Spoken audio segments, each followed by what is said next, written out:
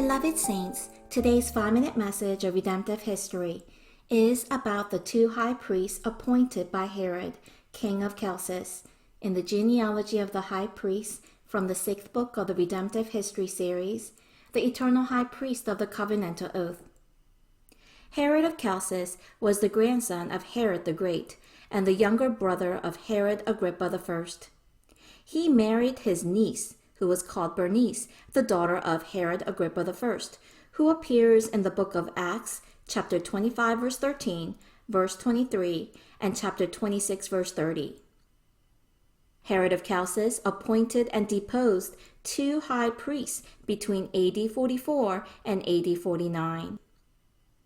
He first appointed Josephus, the son of Chame, as the 69th generation high priest, who served as high priest for 3 years until AD 48.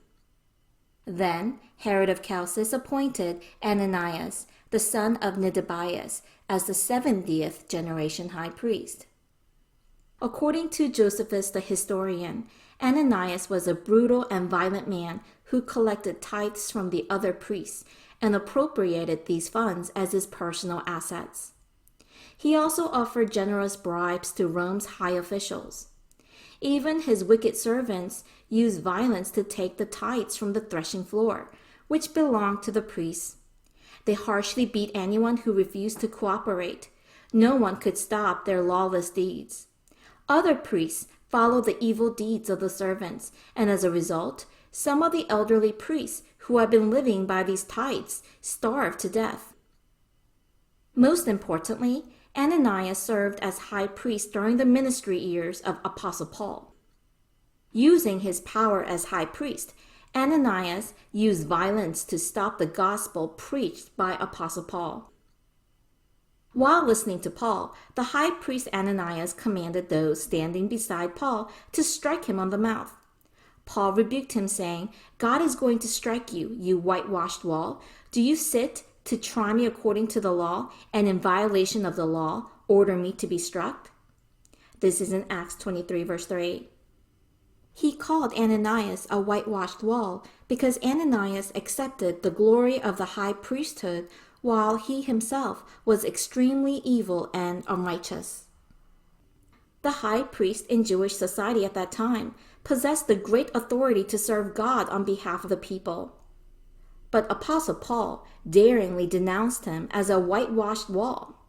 The bystanders rebuked Paul, saying, "Do you revile God's high priest?" And Paul explained, "I was not aware, brethren, that he was the high priest." In Acts 24, verses 2-3, Tertullus the lawyer, whom the high priest Ananias had brought with him, praised Felix the governor. "Since we have through you attained much peace, and since by your providence reforms are being carried out for this nation, we acknowledge this in every way and everywhere, most excellent Felix, with all thankfulness." This was cunning flattery which he used to lift Felix's spirit so that Felix might listen seriously to his accusations against Apostle Paul. The lawyer incited the Roman government, which valued peace, with the following charge against Apostle Paul: "We have found this man a real pest and a fellow who stirs up dissension among all the Jews throughout the world, and a ringleader of the sect of the Nazarenes." They also accused Apostle Paul of having desecrated the temple, and thus sought the Romans' approval for Paul's death sentence. Despite knowing that Apostle Paul was without blame, Felix kept Paul in prison for 2 years until he left office because he wanted to win the favor of the Jews. This is recorded in Acts 24, verse 27. Beloved Saints, in Ananias were found no traces of godliness or compassion as a high priest. He was cruel, a skillful conjurer, and a leech on the Romans. When war with Rome began in AD 66, the Jewish zealots set fire to the house of the high priest Ananias.